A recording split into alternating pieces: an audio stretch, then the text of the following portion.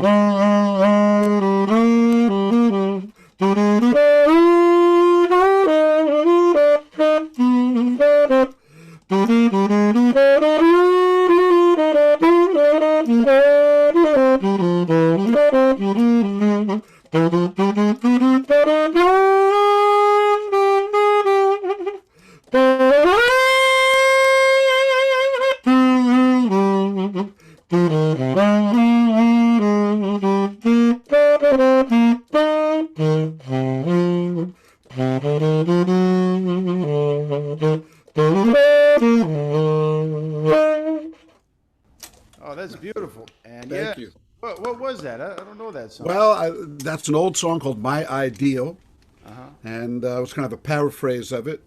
But anyway, thanks, man. Well, I'll have to play that together next time we get together.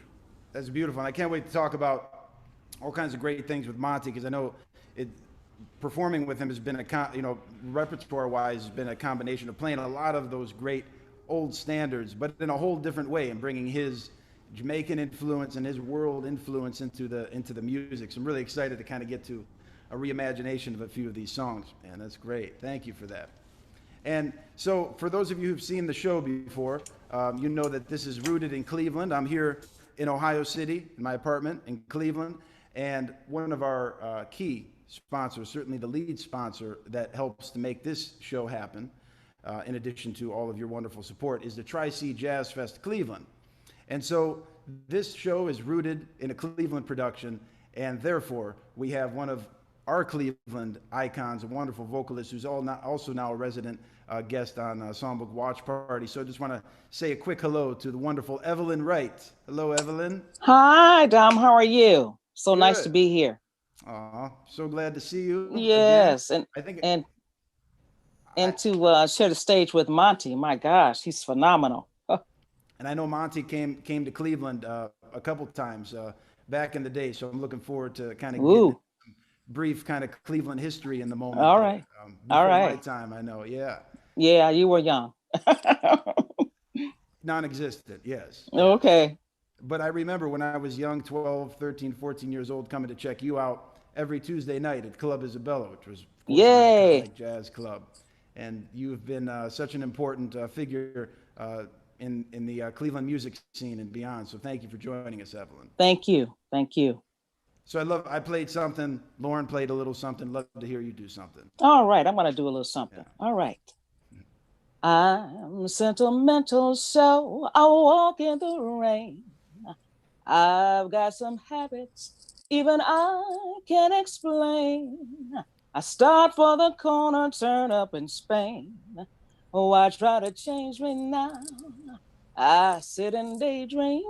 I've got daydreams galore. Cigarette ashes, there they go on the floor. I go away weekends, leave my keys in the door. Oh, I try to change me now. Oh, can I be more conventional? People talk, people stare, so I try. But that's not for me, 'cause I can't see. My kind of crazy world keeps passing me by. So let people wonder, let them laugh, let them frown. You know I love you to the moon's upside down. Don't you remember I was always your clown? Why try to change me? Don't try to change me. Why try to change me now? Yes. Beautiful. Beautiful. Thank you. Evelyn, you're a wonderful, wonderful storyteller, and to hear these beautiful lyrics with these timeless songs, it's beautiful to see kind of these great songs kind of cross generations, right? I mean, Yeah. I know Making a that, great resurgence. Yes, yes. yeah, maybe that song and most of these songs were before maybe all of our time. Nice to see. Yeah, that's an old Frank Sinatra did that one also too. Uh-huh. Great, great. The Yeah. first time I was with Monty, did a special tribute to Frank Sinatra. I'm really excited to get into all these great stories with him. So, Monty has influenced generations of artists in the States and far beyond, and from where he comes from in Jamaica originally and all over the world. I can't, I've had some intersections with some of the artists from way back in the day, like Ray Brown and all kinds of great artists, and Oscar Peterson, different Lee Morgan, and all these different great artists. And Monty has such an incredible gift in terms of his musicality and his experience, and why all of these artists and all these different generations have been attracted to his talent from when he was a kid. We're so glad to have him here. He's a true jazz legend and icon, and I can't overstate the impact and influence that he has had on American music. So please, before we welcome him, check out this great clip of Monty from a few years back. Now, just to put this in brief context, I first heard a recording of Monty from his legendary Live at Montreux recording back in the late 70s with his trio with John Clayton and Jeff Hamilton. So now let's fast forward a couple of decades, and this is a great clip from a few years back. Check it out.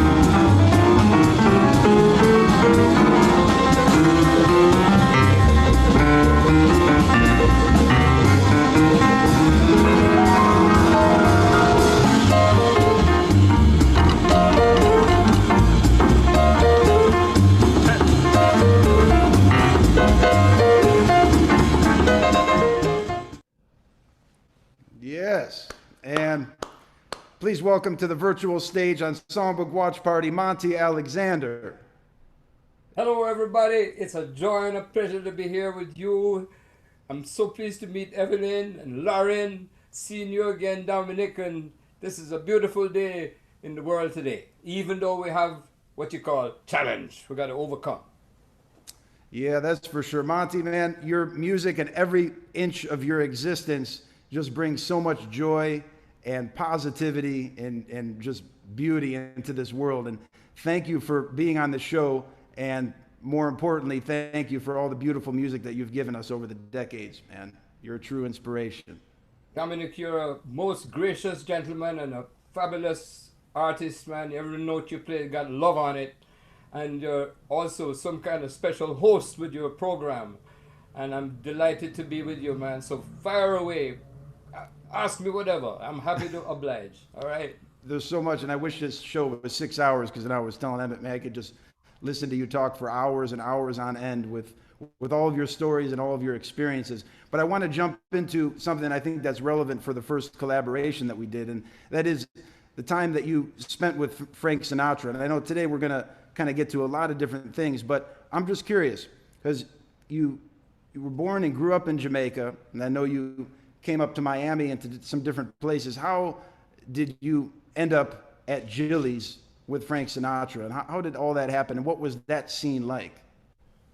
Well, we're talking 1961 when I came from Kingston, Jamaica, and I was in Miami, Florida, and I continued my way of living, which was just this kid just falling in love with this thing called music, and also the wonderful musicians who befriended me and welcomed me into their world, whether they were the guys in Jamaica who loved this thing called music, and they were loving, of course, best of all, jazz, and that got Jamaica-fied, Jamaicanized, so that we had the popular music of the day. So I just found a new bunch of friends, a community of people that were brought together because of their common love of music. Well, anyhow, circumstances led my mother, to say, we're going to Florida, we're going to America. I said, yes, because I always dreamed of being in America. I used to go to the movies a lot. I saw the movies and I said, man, I want to be with the tall buildings and buildings where Superman fly out the building. I want to be where the cowboys come from. I want to be where Nat King Cole come from. I just want America, right?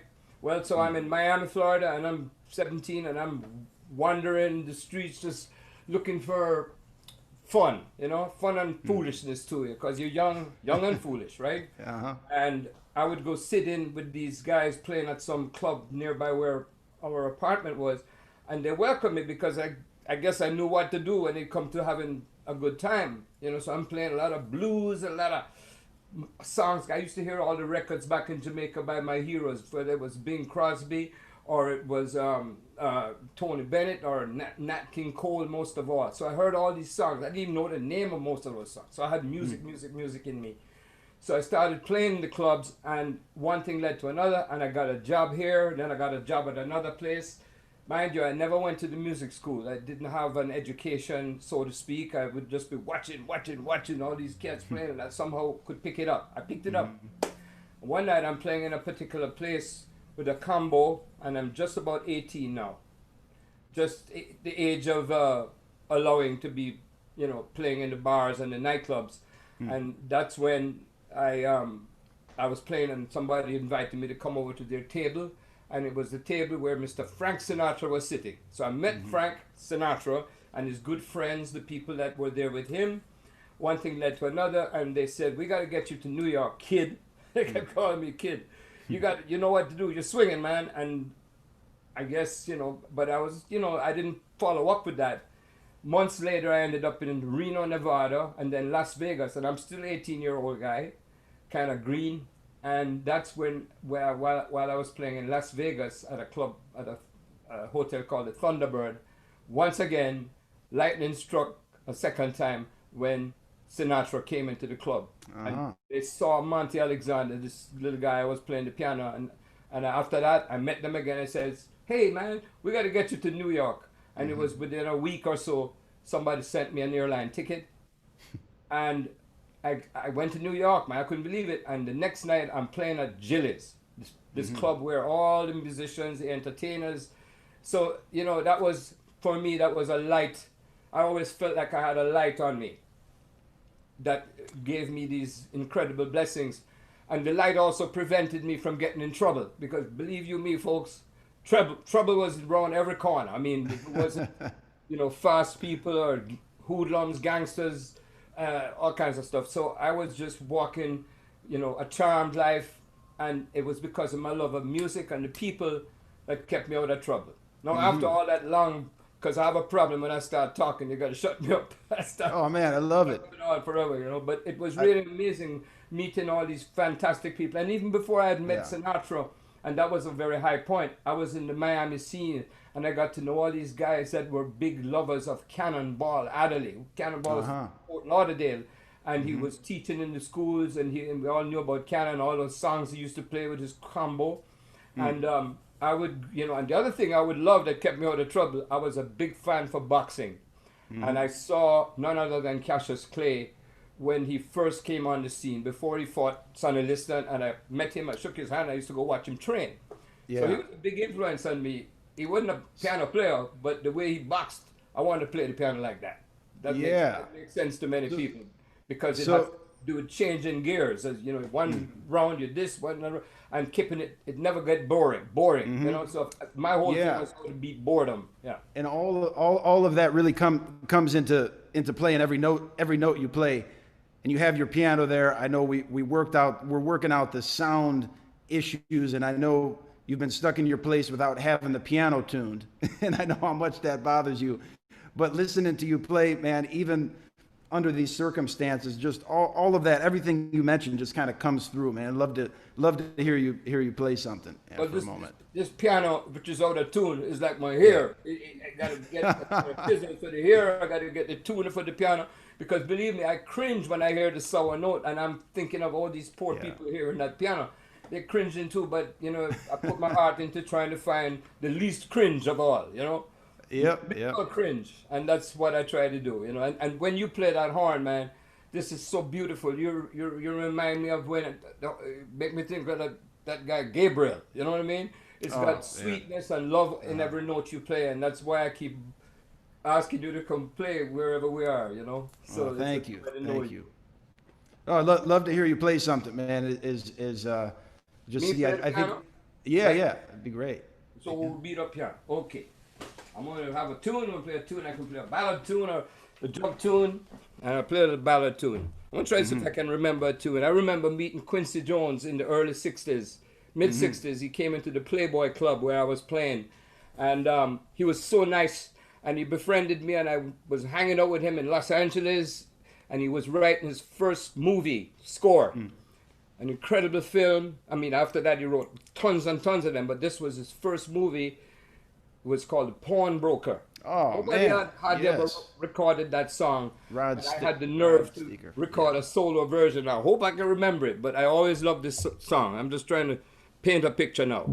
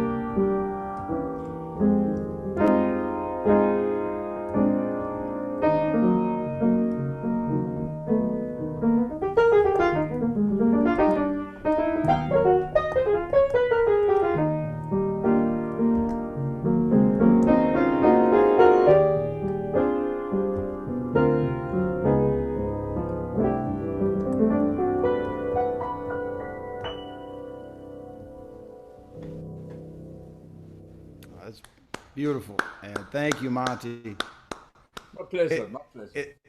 it, it's funny, you know, just hearing you play in the context of what we're kind of dealing with here, and I know how much you've talked about the tuning. You want to get everything tuned, but hearing you play, there's just so much clarity, and it's just incredibly perfect. I think for the moment, and I think that's the beautiful thing about collaborating in this time, and that the way that we're collaborating this time is really unique to the environment of what's going on. And much like I think about when I step on the bandstand with you, all the talk that we do beforehand, usually I don't know what's happening until we're on the bandstand and you play the first note. And then we figure things out going forward. And that spontaneity comes, of course, comes across in every single note I've ever seen you play since I first heard you. And it's really beautiful to hear that song in particular. And I remember watching the movie when I was living in New York City, and there's this beautiful scene of Lincoln Center from whenever him walking through Lincoln Center, whenever way back, and I remember just seeing that image of how different it looked back then compared to what it is now, and that has kind of always stuck with me. And that movie is quite a heartbreaking movie, but that song, man, to hear you play it is really beautiful. Thank you so much, because for me, every musical moment is something that is going to connect with my enjoyment or my love or my spiritual aspects. And that's what music means to me. It means so much. It can make a negative experience a positive one. It can turn your sorrows into joy. And it's a gift that we all have, that when we share it well, and if we can especially get ourselves out of the way, you know what I mean, and let that flow take place, then I can only call it magic, because to me music is a magic thing, because frankly I don't even begin to understand how this thing can do that, because I can come to go play and I feel downhearted because of something that happened. I start playing music, man, I'm ready to jump for joy, and I mean that. And that's what brought me this far, because the truth is also, I don't even know much about music. I just get these inspired moments, and I try to connect to it, and more important than the music are the people making the music. It's what we do with the music. So I ended up feeling so honored to be around the company of the guys way back in Jamaica, the women too, yes. And then I came to America, and of course my heroes of music, I was around them so much, and they were welcoming for the most part to me, and it's still happening that way. And it's an honor to be with you today, Dominic. Oh, thank you. And kind of staying in that mode of like really heartbreaking but beautiful, soulful songs, and in the mode of Sinatra, we'd like to play for you this collaboration that Monty and I did. And Monty said this is, of course, one of Sinatra's kind of staple songs, Angel Eyes, right? Well, yes, he had those songs. I even heard somebody say Frank called them the suicide songs. And people feel so sad, so blue. He was tongue in cheek, but he made these recordings that were like heart wrenching. When he spoke, there was a beautiful record called Only the Lonely, and he plays, and then it's that late of night, of a sad state of a man sitting at the bar having a drink and feeling all so blue. It's 2:45, there's nobody in this place, and he had these, and Angel Eyes is one of those, right? Yeah. So yes, and before we play it, Evelyn, if you don't mind, can you just recite just a portion of the lyrics Sure. of Angel Eyes, and then Emmett will go right into our collaboration here. All right. Try to think that love's not around, but it's uncomfortably near. My old heart ain't gaining no ground because my angel eyes ain't here. Angel eyes that old devil sent, they glow unbearably bright. Need I say my love's misspent with angel eyes tonight. So drink up all you people, order anything you see. Have fun, you happy people, the drinks and laughs on me. Pardon me, but I gotta run. The facts uncommonly clear. Gotta find who's now number one because my angel eyes ain't here. Excuse me while I disappear. All right, nice encouraging song. And now it's beautiful. And now here we go. Here it is.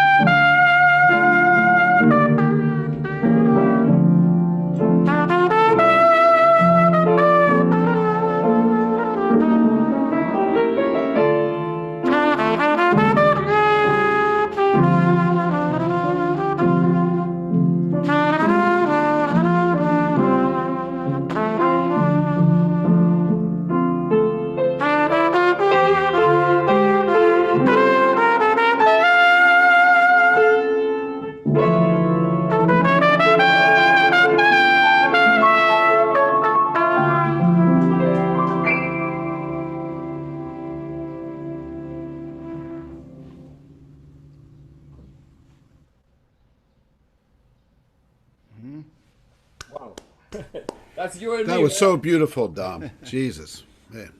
You know, it's amazing, this modern technology where a common appreciation for a beautiful song, it's like we're in the room together. It's almost as good as we're right there together. And this miracle of technology, we can do all kind of things, go to the moon, and you know, the incredible medical thing. And right now we're looking forward to that medical answer to solve this now current issue. And we believe it's going to come about. So we need to stay positive and hopeful and optimistic and think strong, you know, and give it, you know, Absolutely. fear and, you know, and all that, because it's waiting there around the corner, you know. No, I won't quite Yeah. say drink up. Because drink up is not the answer, you know. Right, right. It's about think up positive.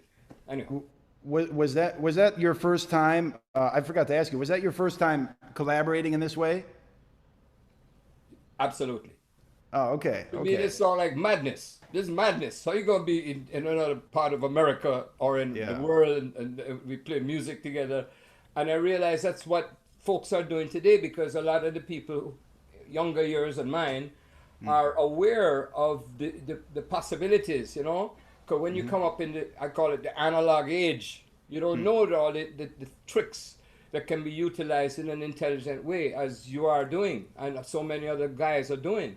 And I'm even trying to learn about it myself, because I myself been doing a little talk thing every Saturday at 4 o'clock at Monty's. I call it Monty's Big Mouth. Yeah, I start telling stories. On Facebook, right? 4 p.m. every Saturday on your Right, on Facebook YouTube, page. and I start Great, telling YouTube. stories about my interactions with all these incredible people, from Yeah, Mr. S, we used to call him, and you know, met Miles Davis, and I met yeah. Ali, and so I'm like this little guy remembering these things. But my music thing is what was my passport. Let's call it. This piano was my Oh, passport. that's beautiful. Yeah, yeah.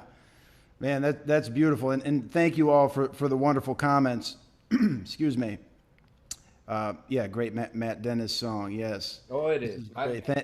Thank you all very much. And that's such a powerful song. And Monty, I remember playing that with you the last time we saw each other in Switzerland at your for your celebrating 75 years in music. And that was, man, I love playing that song with you. Somebody mentioned, Tom said, I first saw Monty at the Gibson jazz parties in Colorado in the early 1980s and fell in love with his playing. All That was right, a Gibson memorable jazz. time when we had these annual, it was a Labor Day party, they called it, and would take place, the Gibson's parties, and all the great musicians. I mean, I was there with, you know, Clark Terry and Harry Sweets Edison, Ray Brown, and go on and on and Yeah. on. And there I was a part of that, and it was a thrilling time. And Yeah. there are other parties like that taking place at various times, you know, in the U.S. and around the world. But we would want more of those things to happen. Yeah, yeah, soon. And I want to take a moment again to thank our lead sponsor, Tri-C Jazz Fest, for your support and helping to put Songbook Watch Party, that make it accessible to lots of folks all over the community and the nation and all over the world. Tri-C's mission is really about providing quality and unique content, educational content as well, to the communities, and they do wonderful work on the education side, and going into our 41st year actually of the Jazz Fest, which is going to be obviously completely reimagined late August, so we hope you stay tuned. And a special thank you, of course, to Nighttown, who has really been the core anchor in building this series from the beginning. And I know, Monty, you were oh, okay, all right, good. You guys got the Nighttown background there. Yeah. Monty, did you play at Nighttown before? I played at Nighttown on a number of occasions. I had a wonderful time. It's a great venue. The food was terrific. The piano was all right. The managers managed well. They were good. Yeah. But you know, Cleveland has had a lot of bearing on my time over the many years. And I used to come there and make recordings for that great record company, and that's changed its whole thing called Telarc. So I come Telarc. Telarc folks. Michael Bishop, who helped put this track together, he said he recorded you with Ray Brown. And a number of different situations. Michael, top man, he knows the sound like we like it. Yeah. But good guy. my first time there, I'm going to really go back historically, or people say hysterically, was when I came and played at the Theatrical Bar and Grill way back in another century. and I had a ball there, and I met the local musicians. I remember a man, beloved, wonderful bassist, Mr. Lamar Gaines. I'll never Lamar forget Gaines. that great Evelyn, you knew guy. Lamar, right? Huh? Uh, I Ev- worked Ev- with him many times. Oh, great bassist. Absolutely. But he brought this extra component called, Ye- I call it, what are you gonna call it? Positive energy. He said, yeah, yeah, kid, go on, get it, you know. And I remember him so fondly, just like over the many years, the Mm. beautiful cats I met in the different cities. I remember playing in Los Angeles, and there's Leroy Vinegar, and he's another one of those beautiful guys. Give up that love, you know. Then in Yeah. New York, all the great bass players I played, because for me, the bass players were what made me play a little better, because I love the bass. The bass to me is the root of the whole thing. Whether you're playing swinging music or you're playing, I'm talking about the root now. It's like the building need that first floor to keep the building up. And those people are always giving. The real bass players are these people that are giving all the time. They're getting, Yeah. but most of the time they're making the whole thing work. I remember my dear Yeah. friend Mr. Ray Brown saying, man, when I played a jazz at the Philharmonic, I had to do this all night long. Uh-huh. Yeah. After a while, you get tired, but because you're supporting everybody, you know. But Lamar was one of those people, just like the guys I remember in Detroit, my name Jimmy Glover, and I could go on, but Cleveland and the Theatrical Bar, and then I remember the Sarah House, Beverly. You remember the Sarah? You probably did some drugs there, right? Oh yeah. So I worked there many times. I'm not surprised. And then down the road a piece, down in Yeah. Dayton, Ohio, I used to come play at Gillies a lot, or Gillies. Okay. And that was a little place they had there, and I would go play there back even in the 70s, you know? Oh man, yeah. I came there with a trio where Eugene Wright, the senator, we called him, and Bobby Durham, and we swinging hard, you know, and the people came and we had a good time. So Ohio, I remember playing at Wayne State, a concert there. Well, okay. So Ohio is special in my life. I came up to Cincinnati. I think that's where the Phil Donahue show was. Is that where Phil Donahue had his show? Yep. Yep. But anyhow, enough of my memories. Yes. I love it, and you know, you mentioned about the bass in terms of being the anchor, and I think it wasn't until I started playing with you to see your setup in terms of, you know, having bass right next to you and then drums on the other side, right? Because I'm so used to the different traditional setup of piano, Sure. bass, and drums. And what I love is that, and I have just a couple brief things I wanted to show for a moment.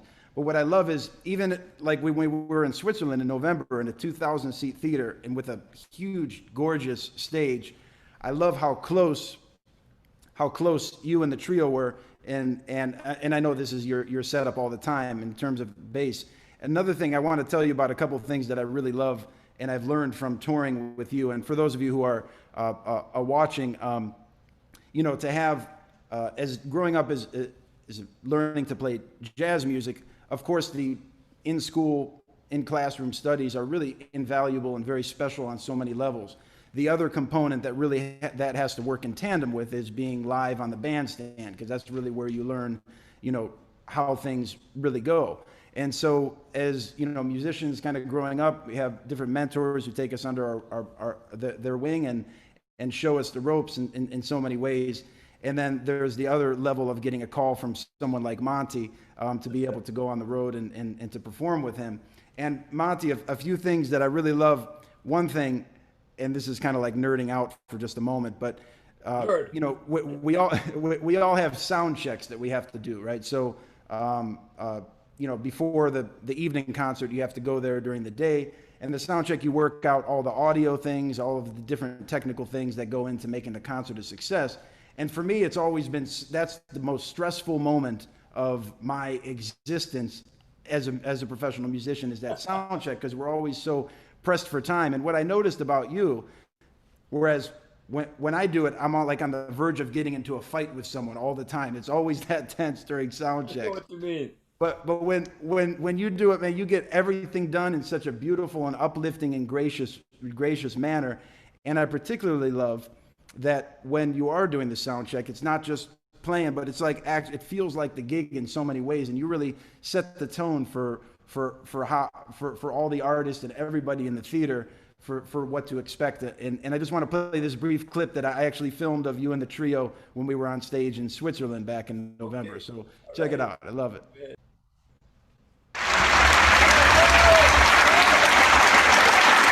Oh, no, not that one. The other one. That one is good too. Nope, not that one.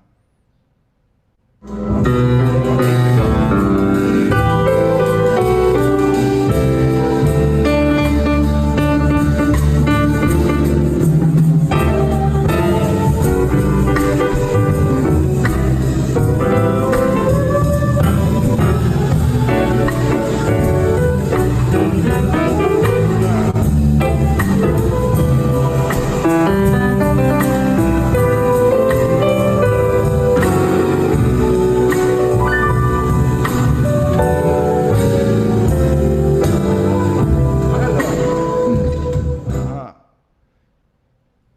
So now, how about setting the stage for a sound check? I mean, it's setting the stage for what's to come, man. That was like a really beautiful moment. And I really love how all that comes together. The other thing I really love, consistently whenever I play with you, Monty, the Yes, sir. applause is sometimes longer than the actual song. And for those of you who are tuning in, check this out. This happens every time I play with Monty. It's about 40 seconds long. Check it out.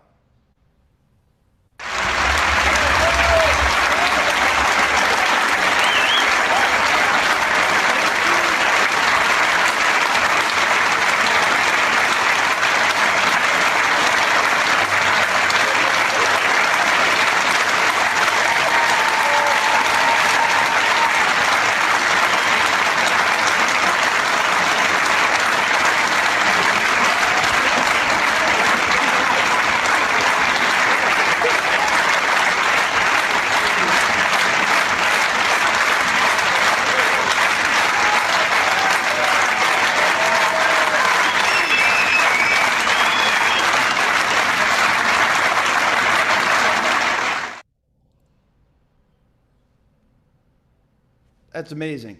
It happens every time, every Well, time. I'm And just grateful for that type of thing because we artists, we want to be welcomed and appreciated, and that kind of appreciation, you don't even know what to say because I don't even know why that happens, except that I want to just be a, a vessel of good vibrations, and somehow over the years, I learned how to hone the craft of not just how to play the piano, but how to play me and what's going on in such a way that if there's an audience there and I'm enjoying myself with the two musicians I'm playing with, the trio, the audience is the fourth member of the trio.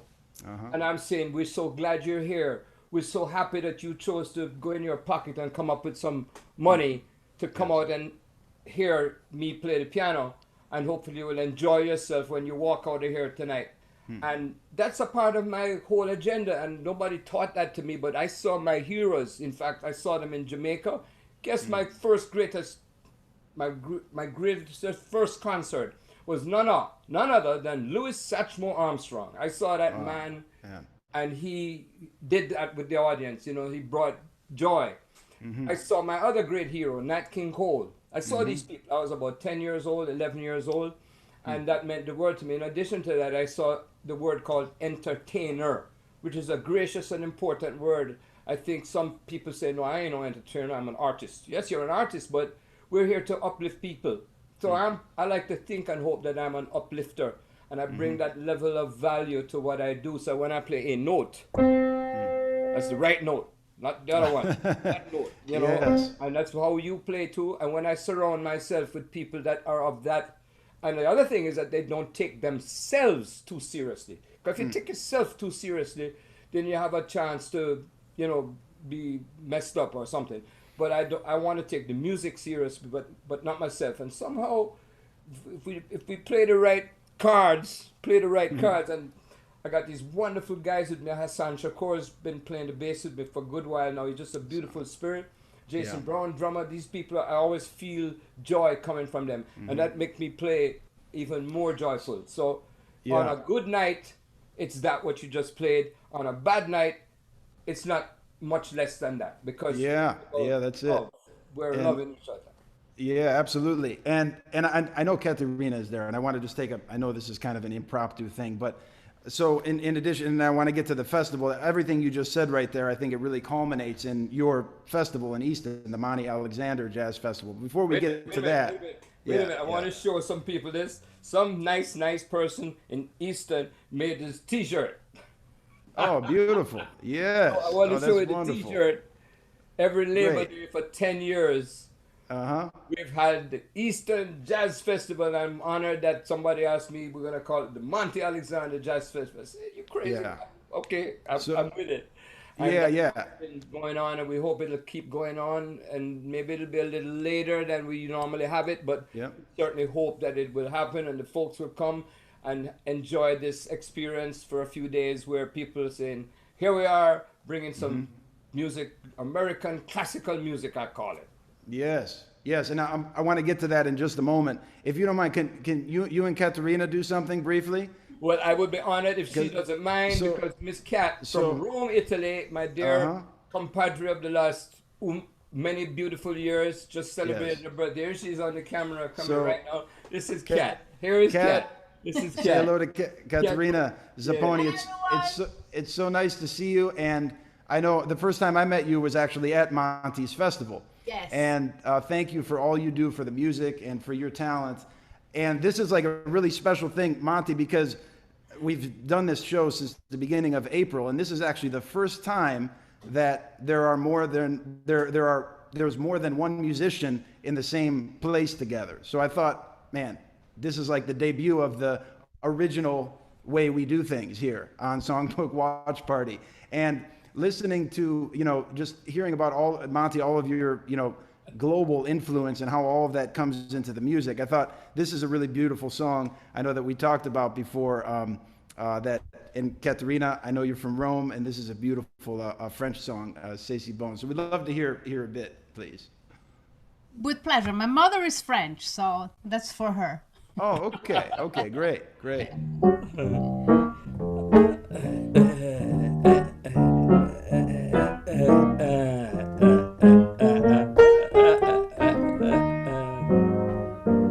C'est si bon de partir n'importe où, bras dessus, bras dessous, en chantant des chansons. C'est si bon de se dire des mots doux, des petits rien du tout, mais qui en disent long, en voyant notre mine ravie. Les passants dans la rue nous envient, mais c'est si bon quand je le tiens dans mes bras, de me dire que tout ça, c'est à moi pour de bon. C'est si bon. Et si nous nous aimons, cherchez pas la raison, c'est parce que c'est si bon. Si bon. C'est si bon. Yeah, baby. It's so Si bon. good. Yeah, it's so Si bon. good. C'est bon.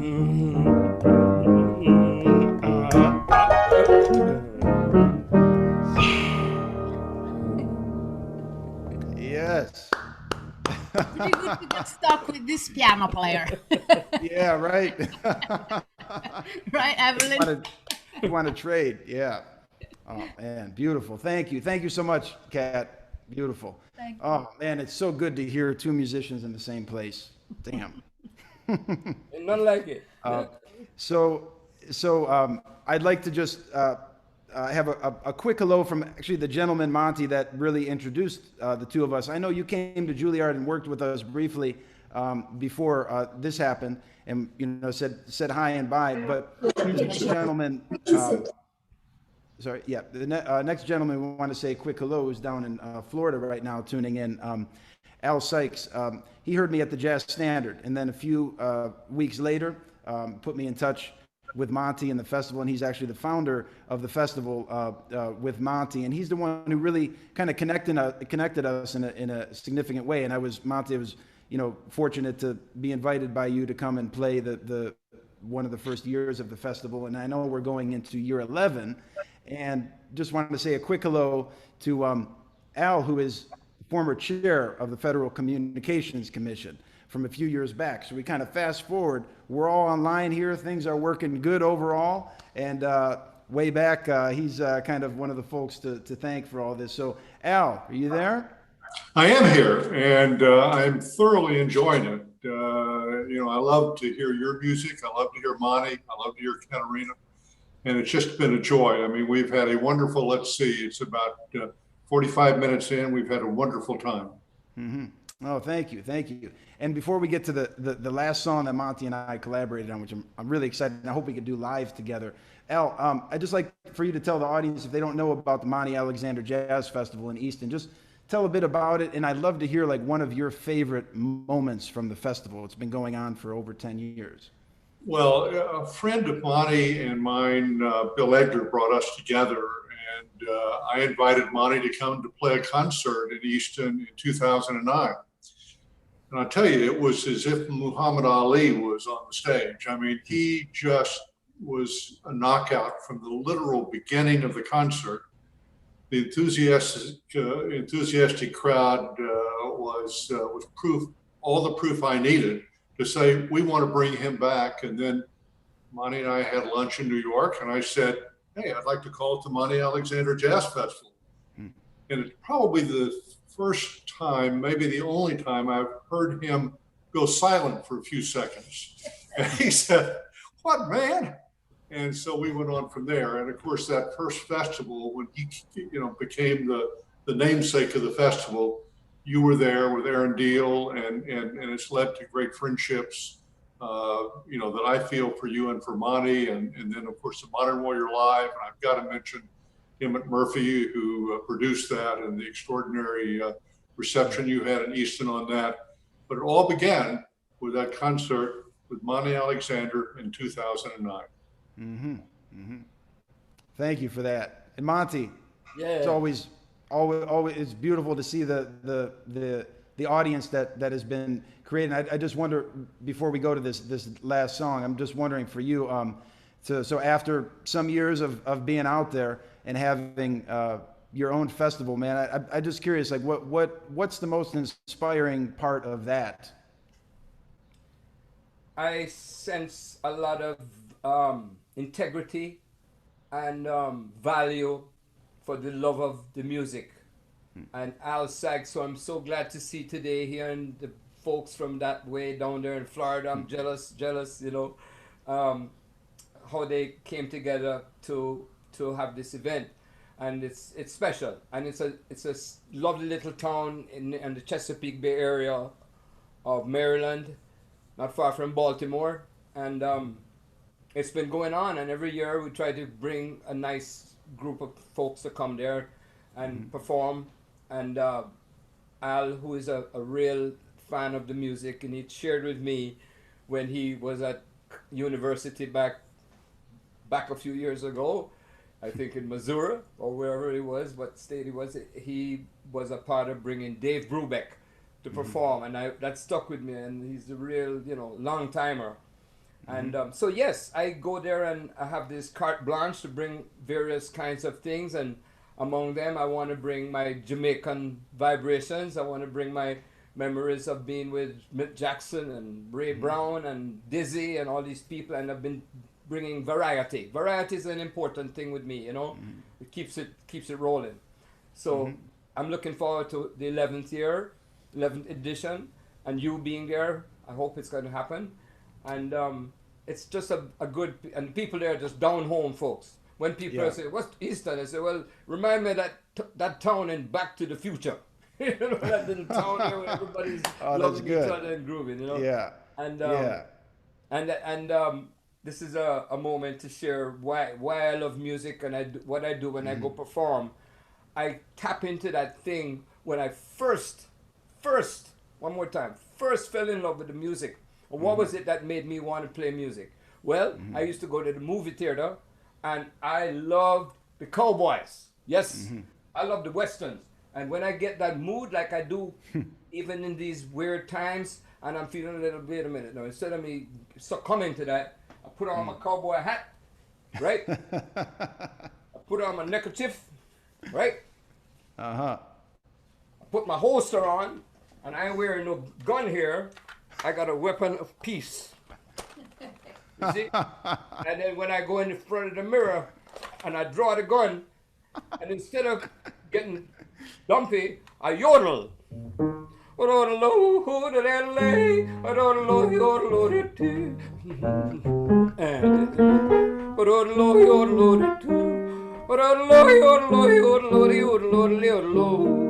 I do that. Uh-huh. No way can you have blues when you do that. You start to smile, you feel happy. Oh, Yep. give me a home where the buffalo roam and the deer and the antelope play, where seldom is heard a discouraging word, and the skies are not cloudy all day. Odelo, odelo, odelo, yeah. Uh-huh. That's what I do. Oh, man. That's That's great. part of my medicine. That's great, man.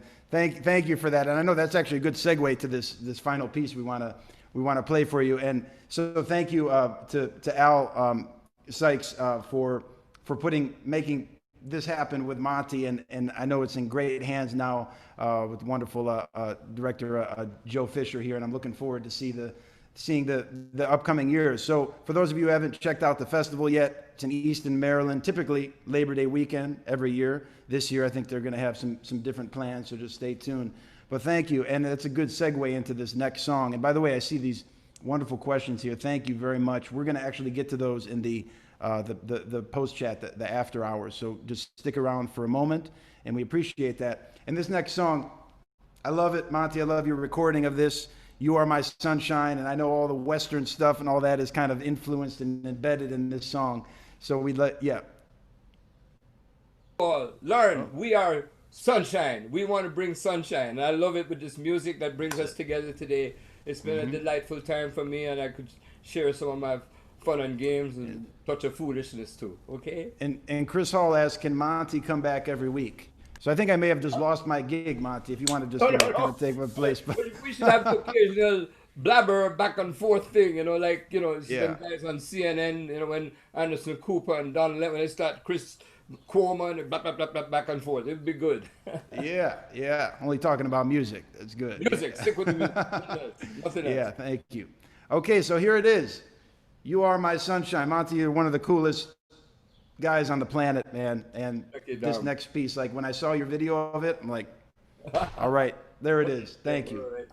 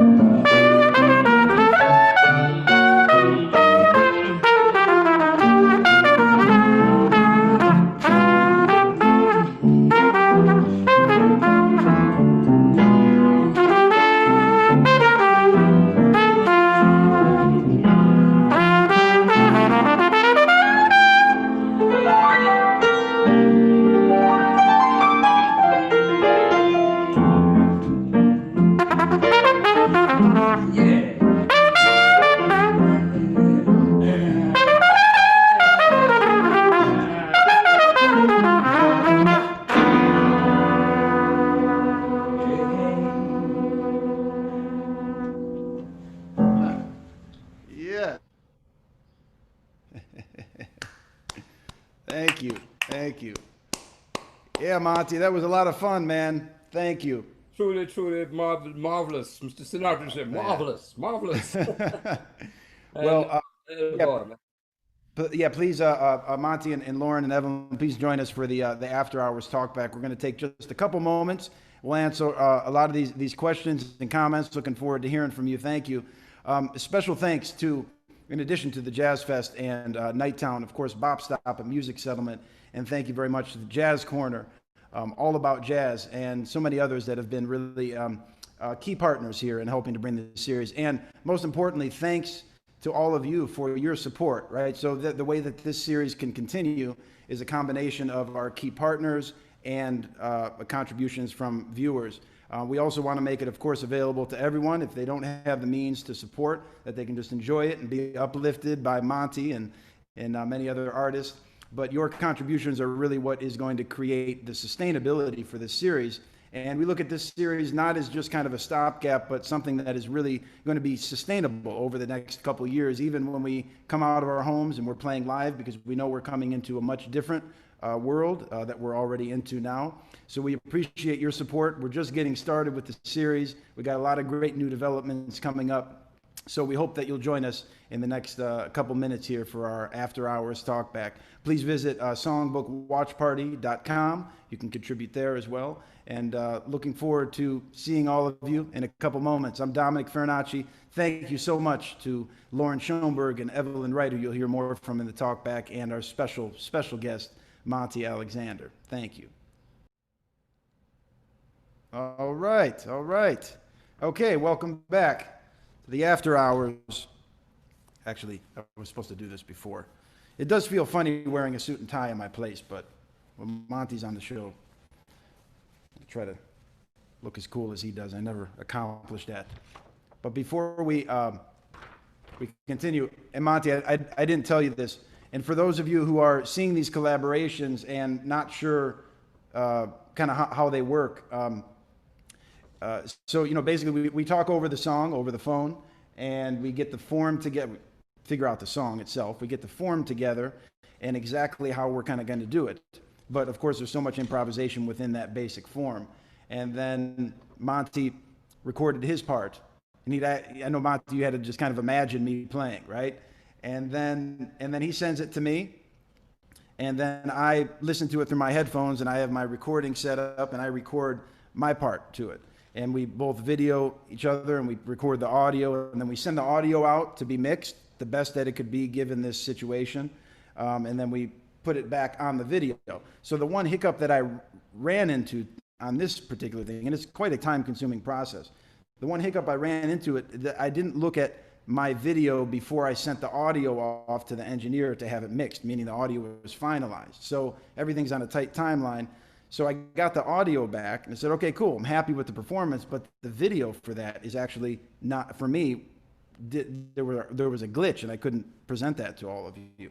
So I couldn't go back and re-record it. So what I had to do was transcribe my own playing on that, right? And, you know, we're improvising, right? So there's so much, you know, it took about 4 hours to transcribe each one of my songs, and then I had to learn it.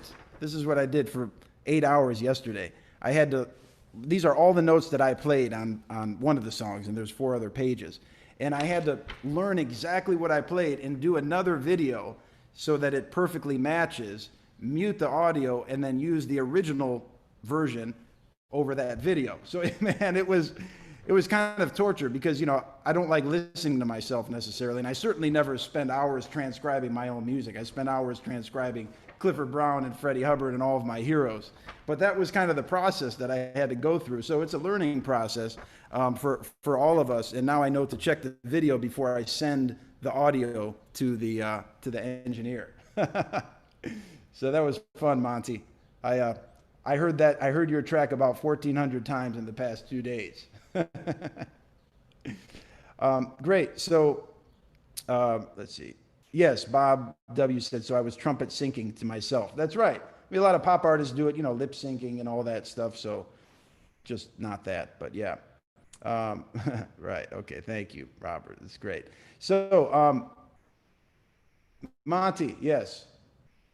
I was astounded because you are not only a master player coming from spontaneous and making it happen as we do, as we try to do, but you're a schooled man that took all your knowledge and what you did. I could never do it in a million years because you wrote it out, because I don't write. I don't read or write. I mean, it sounds terrible, but my thing comes from inspiration, and that you must have had a lot of patience to do that, because I noticed when you made the final product, you took some of whatever I did and you made it, as we say in Jamaica, you big it up big time because you took it from here to there and made it like it was a piece of art, you know? And I just have to compliment you for that level of professional expertise, you know, and I'm jealous. I can learn how to do that. Well, you know, the last phrase that I played, in this kind of, the phrase that I played came from our conversation. You know, I played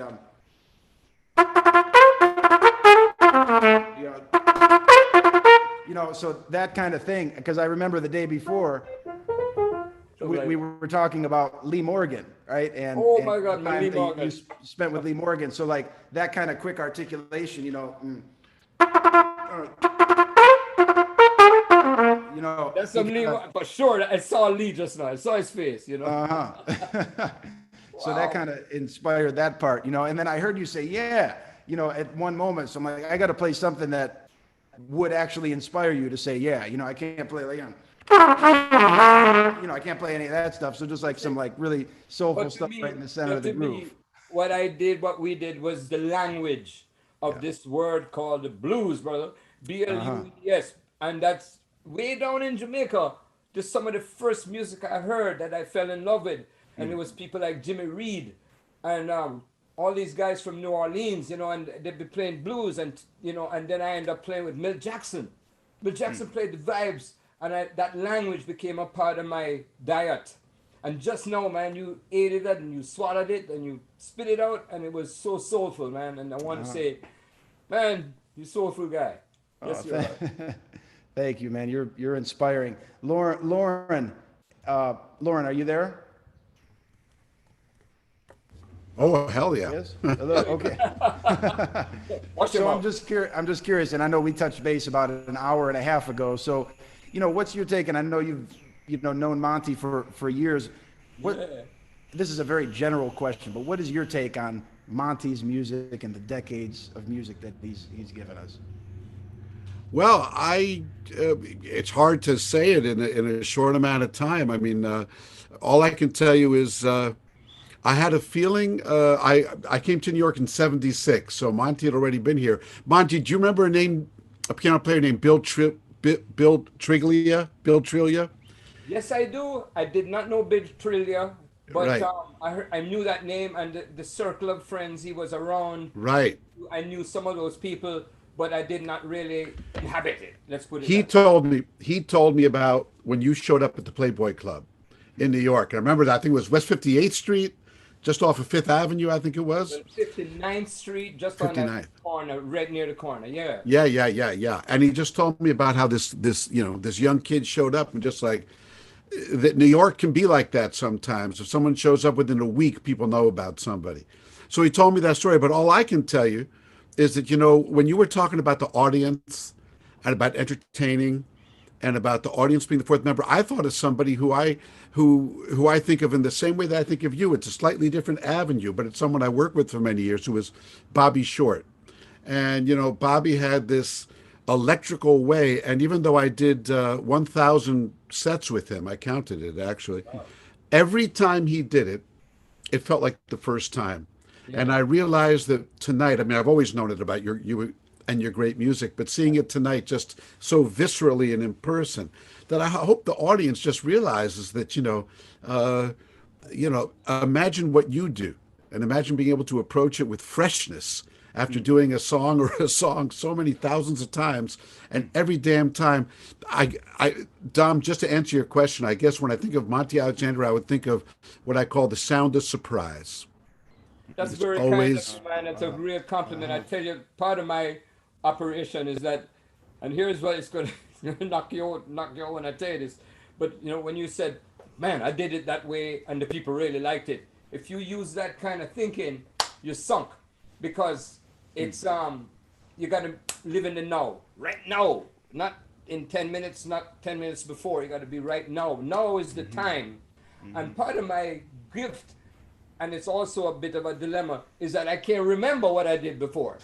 So the fact I can't remember what I do, I can't remember it. So when I come to the piano for the umpteenth time, I look at that thing and it's brand new. I don't even know what I'm gonna put, what's gonna happen, and it's like a gift at that moment.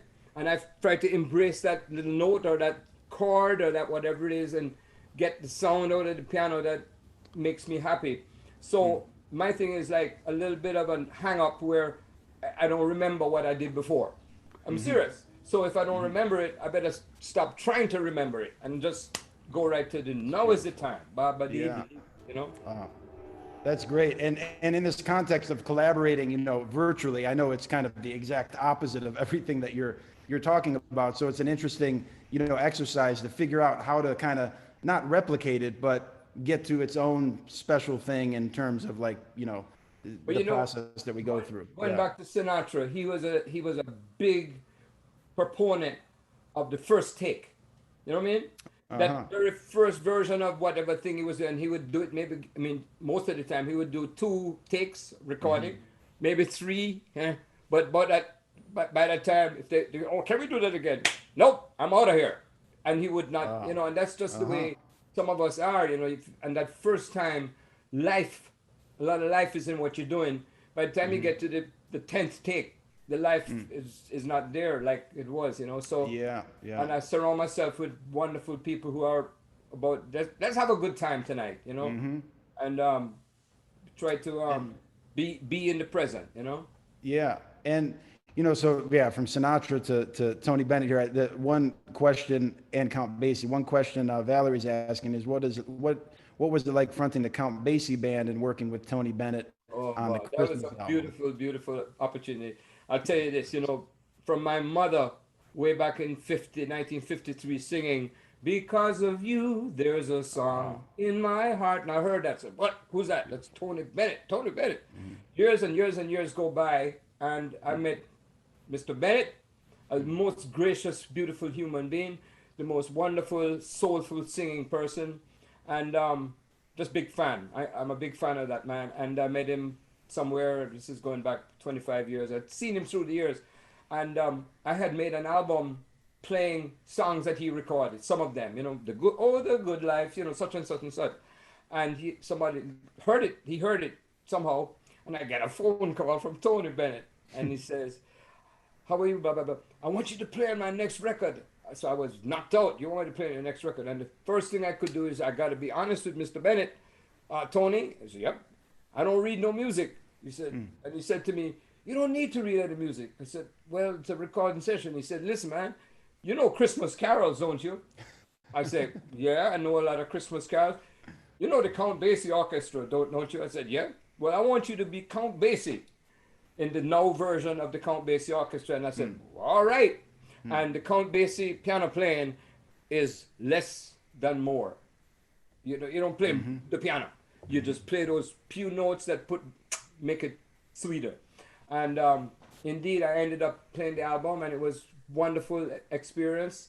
And I got to know Tony better, much better, and somewhat very, very friendly, And the answer to this person's question is it was a joy beyond joys. Yes, and we played Silver Bells. We played Santa Claus is coming to the town, but we were swinging, and nice experience. Oh, that's beautiful, man. Wow.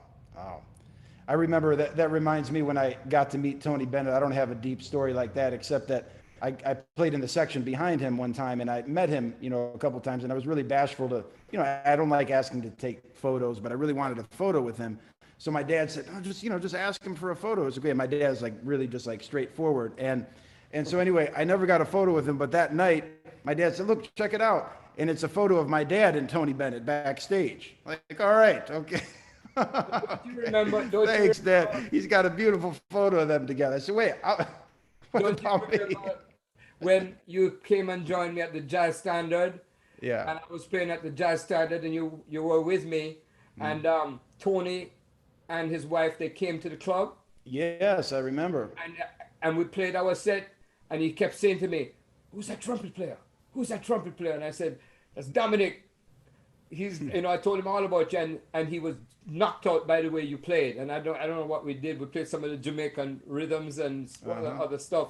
But I thought you had met him that night. But I did. Oh, yeah, that's right. And I actually that's right. I forgot because I did get a photo with him. Except it was really dark, in the corner there with the lighting at the Jazz Standard, and so it's all pixely. It's not even worth posting, or sharing with anyone. But I have it for myself, and that's really nice. Good.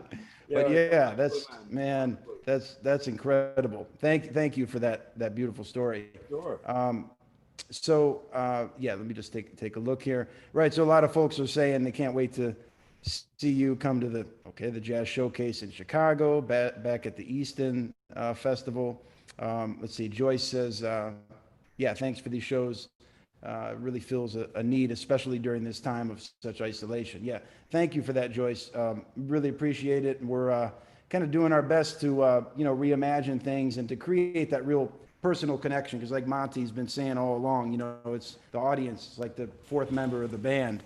And without all of you, there's no point in doing this because I want musically to say hello to a couple of our mutual friends, dear friends, two guys that I had a great opportunity to share music with many years ago.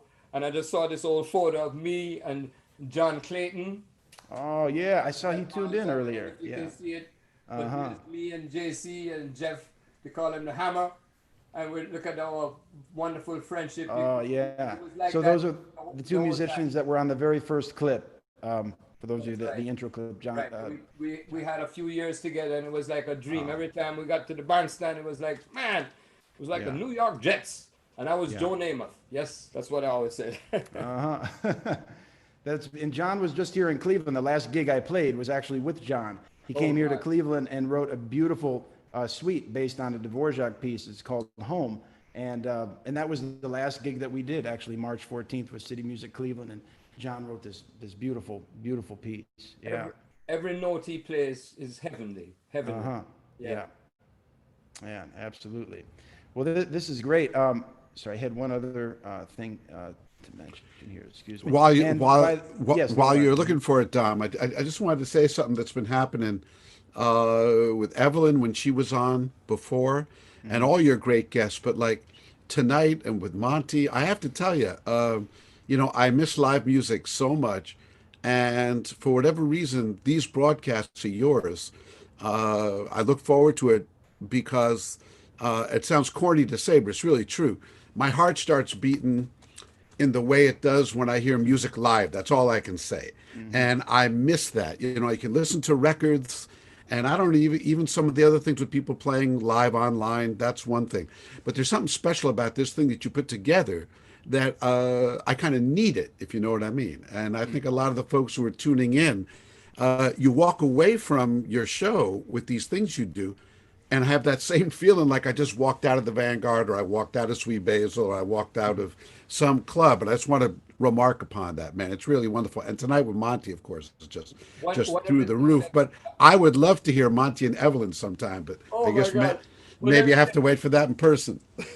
Yeah. Reminds me so much of some incredible ladies I had the honor of playing with, and I'm thinking of Marlena Shaw, Oh, Ernestine Anderson. I recall, oh my God, yes. and I'm thinking of Demita Joe, who I had the Oh, honor of playing for. And I mean, we talk about a kind of singing that's the language of the soul of this music, where it came from, yes. the original roots of the music that ended Mm-hmm. up in the church, and after, the people in New Orleans, and then next thing you know, the musicians bending that note where they're crying and their soul. And Yeah. what this music to me is about, that when I heard these people perform, and it's not just jazz, it's just, for me, rhythm and blues, because I saw Yeah. Sam Cooke in Jamaica, I Woo! saw Benton, I saw Jackie Wilson. So that's a Oh, part come of on. my vocabulary. When I play, I'm not just thinking, jazz. To me, my version of jazz is everything in the kitchen, throw it in the kitchen sink, and then In the make it pot. pasteurized in a way that Yeah. got feeling on it. And Evelyn, I know that's where you're at, and that's where I try to be. But these ladies, that is a tradition. And Etta And Jones, oh, love her. right? So Yes. when I mean, it's a world unto its own, that some young people are coming up preserving that. There's a Yeah. talented young lady, Brianna. I forgot her. Brianna. Yes. Brianna Thomas. You know what? Too, they heard Mahalia Jackson. They Oh, heard, come on. and that's where this music is. Soon it will be done. The troubles of the world. Yes. Yes. You play that music and you become Mm-hmm. revived. And so this music is a healing. It's not Yes. just a song and let's be wild. No, it's a healing thing. And I mean, it happens to me, and I'm trying to play it. So anyhow, yes, Lauren, I took that word from you somehow. And beautiful, beautiful. Yeah, Brianna Thomas. That's who you were, Yeah. Brianna Thomas. referring to. Yep, There yep. are other Wonderful. young ladies who hear that, in church, and that's what it came out of the church, and then it found its way into to daily life, Yeah, and those yeah. people brought it into the regular life, and you heard that's what you heard, and that's what we still have, thankfully. Yeah. Great, great. Well, thank you for that. And Monty, earlier you were giving a shout out to John, who joined. Actually, I'd like to kind of follow that and give a shout out to somebody who I know pretty well. She happens to be my wife, Oh. who is on. So, a situation is, unfortunately, well, we met in Qatar when I was living over there with Jazz and Lincoln Center. Sure. And she is originally from Beirut and via a couple other places, and she is still in Qatar. She was supposed to be here by now, but given my the gosh. situation, oh, hello, Amal. There she is. Oh, Hello. okay, probably didn't know. Amal, say hello to Amal. So, Hi everyone. Hello. hello. Did you enjoy the show? I know I've been talking about loving Monty this. for like weeks, right? Yeah. It's 3:30 a.m. here, so I'm staying up for it. Yeah, and I have work Of course, tomorrow. you should. So Yes. That's how much I love this. Great to see you. Thank you. I always love. I know it's super late, Amal. But I always love when you're actually on it, and I can't wait to see you. Although the thing is, since we last saw each other, I've actually gotten rid of all the furniture in the apartment and transferred it to a recording studio. So I good news is know. when you come in, you get to see the show live. Bad news is you don't really have anywhere to sit. But we got to get some more furniture. But It's worth it. yes, I do miss you, and unfortunately for everyone who's viewing, unfortunately, we can't be together right now and through this whole thing. But once the borders open back up and things kind of come back, she'll be out this way, which I'm really excited about. But the most important thing is that we're healthy, everything is cool. Yeah. And, you know, we're moving forward here, and we're grateful for all of those who are helping to keep all of us safe, and our hearts go out to all of everyone who's struggling with this in many different ways. But anyway, so hi, Emma. That Okay, you can smile? go to sleep. I hear Monty. I hear I Monty. hear smile in the background. Is it? I don't know. Oh, there you go.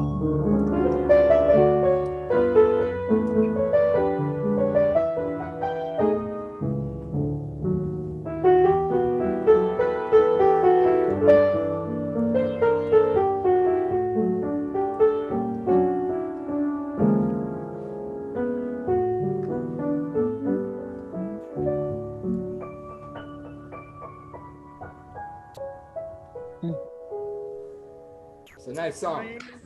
Yay. Thank you. Thank you. Thank you for that, Monty. That's really beautiful. Yeah. So, arrivederci, my friend. We'll be talking soon again, right? Yeah. Are you talking to me? Yeah. Oh, yeah. Okay. Right. I know that. Okay, good. Yes. I can go on for a few more hours. Thank you so much, Monty and Katerina, for making the guest appearance. They're lovely to have you. And thank you to Lauren and Evelyn, and of course, Emmett Murphy, and and our good friend Robert for helping to assist on making this show happen. So we're Thank you, grateful- Dom. Oh, thank you. Yeah, it was a special night, and thanks to all of you for tuning in and making this a fun Songbook Watch Party. We look forward to seeing you again very soon. And again, you can go to songbookwatchparty.com for all of the information. Okay. Can I Have a tell one- them about my one more time, my reminiscing in rhythm every Saturday at 4 o'clock. And I've been Saturday. talking my head off about Jamaica, about blues, about music and beautiful people. So please join me. I'm having a lot of fun doing it too. So Great. Saturday, 4 p.m. Eastern Time on Facebook and YouTube. You see Monty do his thing there, and check out his website and all the great music that he has. And yeah, thank you very much. Great. So we look forward to seeing you again very soon. I'm Dominic Farinacci, and this is Songbook Watch Party. Take care. all right, Tom. Bye bye. Take care. Bye bye.